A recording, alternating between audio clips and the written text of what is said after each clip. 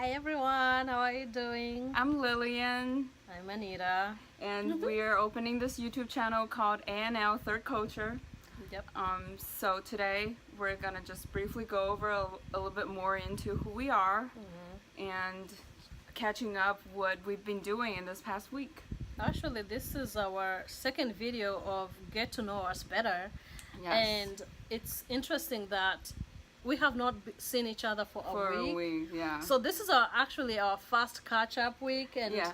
we are going to be catching up with you guys, like with each With other, us, yeah. at the same time catching up with you. So it's gonna be just like a normal routine, I guess, of what It's we gonna do be a usually. conversation. So Yeah.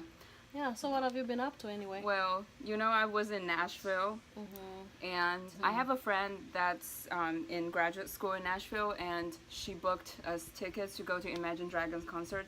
So that's what I did on Tuesday night, and I did not know I was gonna be that excited. What was the most exciting part? Okay, the most exciting part is probably him being topless throughout the whole concert. Wow, topless. I'm just kidding. Wow. Okay, go ahead. Okay. No, to be serious, the most exciting part was when he started singing the song Demon, which I hope that you guys have heard of it. And in the middle of it, he paused. He's like, okay, let's just pause here for a moment. And then he started talking about this stigmatization about depression and anxiety and just mental health disorders. And I was like, preach. Please preach about it. And then he said, I just want to take a moment and be aware of what's going on around us. Knowing that mental health disorders are close to us. Yeah, that's very true. It's closer than any of us can. And that actually brings me to remember one of the assignments that we were doing this week in abnormal class is how celebrities have That's come true. forward most of the time, especially about OCD. I mean, I've heard OCD, and sometimes we throw that word every now and there out there to mean all we are the time. organized or we OCD. are, neat and clean. So I never really know how severe OCD can be detrimental to somebody. Yeah. So when the professor mentioned something about celebrities being OCD and how have come forward to actually talking about it, I was like, wow, interesting. So it was cool. And we also read about how a OCD disorder normally comes together with depression or anxiety, which is also, it's not surprising, but then it's good to have it reminding us. Yeah. Dan Reynolds, which is the guy that's leading Imagine Dragon, he was able to stand out and saying that this is what they've been doing throughout their whole tour this year, which is to take a moment out and talk about mental health and tell people that there's nothing wrong with having mental health disorders. You're not gonna call someone that has a code saying that, oh, you're wrong. You're going to be infected just because maybe someone is having depression. You're also gonna be infected by them. Or if you're running a fever, we're gonna shut you out of our life because you have a disorder. So something that I've been mindful about this week is the two terms: physical health and mental health. Yes. Because physical health, every time when we hear people talking about it, it's like, oh, it's, you gotta take care of your body and all that, which is, it sounds like a positive term. But when it comes to mental health, we're like, people don't even want to talk about taking care of your mental capacity, because I'm like, how am I going to wake up and go to the gym and work out and look fit? We're up here.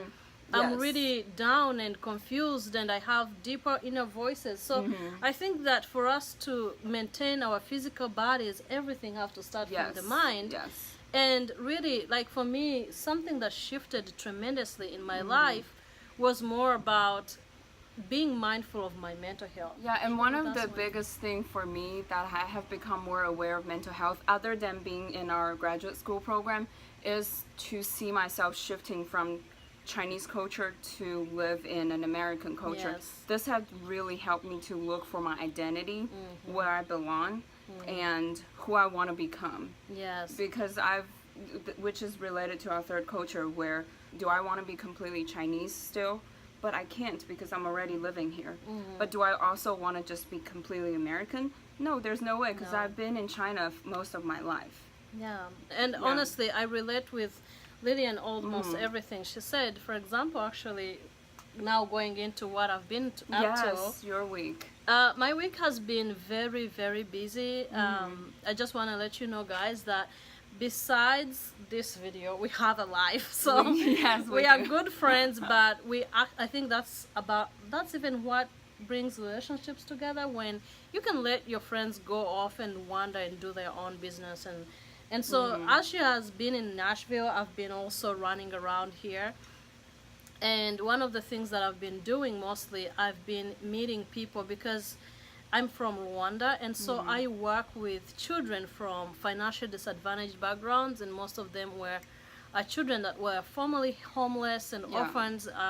And now I am able to provide a few of them with shelter and education and medication, and so I'm like their advocate. And so this week I've been able to meet different people from different homes or different churches. Most of these people are like family members, church members, great friends, good friends, who are just like welcoming me into their families or into their homes to just like either share a little bit about my story or talk about the kids. Interested in knowing. And and just updating them. Yes. And honestly, I always love to share that update with them, but most of it, that actually when I think about it, is that me as a person from a third world country, is to know that these people here in America are so blessed with plenty and so much. And so it reminds me of my humble background and my humble place. And that makes me very grateful on their behalf, and feel like, man, I've been given and blessed with so much. And that gratitude keeps me grounded in knowing that it's okay not to have everything you want or desire, because materialistic things come and go, but the peace of mind and just the understanding of that gratitude gives me the understanding that I can never have it all. And neither the children that I'm advocating for will never have it all. So and that's why, like, for us, because we are aware of ourselves, we're aware of things, we wanted to be an influence through this video channel, through whatever we're doing in our life, to others who have not been so closely looking at mental health, or so closely looking at being an advocate for underprivileged families and underprivileged kids, or being an advocate for ourselves as being third culture. So being a third culture person like me, who is a mix of African and now that I've lived in American society, it's interesting when you tell people you come from Africa, the first thing they imagine is a jungle and poverty and dying kids and diseases, and it's okay, because that's what really the media has fed you. But I come from a very decent home, and we have beds, we have internet, okay? So and like, clean water for poor dying kids. Do you know how to use a faucet or something like that? Thank you. I will admit that Africa as a continent, not as a country, please keep that in mind. Africa as a continent has its issues, just like there's so many issues in the United States, and just as there's so many issues in China or Asia, there are people who are blessed with plenty even in Africa, completely wealthy and rich, and there are people who are struggling to make it in everyday life. And so me, coming from a culture or a background where I saw humble, extreme poverty, and came to this country where I've also witnessed and maybe lived a little bit of a wealthy, successful, good life, puts me in a position where I am grateful. And I think that gratitude is what I cling on to understand that sometimes our problems, our anxieties, and things that we create in our minds are not the reality. And so the reality to me right now is understanding my level of gratitude in everyday life, that it's okay not to have everything, and it's okay to work hard for something that you want. And for me, something that I'm grateful for, very similar to yours, is to be here. I've been here for 8 years, and throughout the 8 years there are 4 families from church that are constantly there for me. They would pick me up from the airport, they would take me to Walmart, take me to things that I wanted to go before I have my car.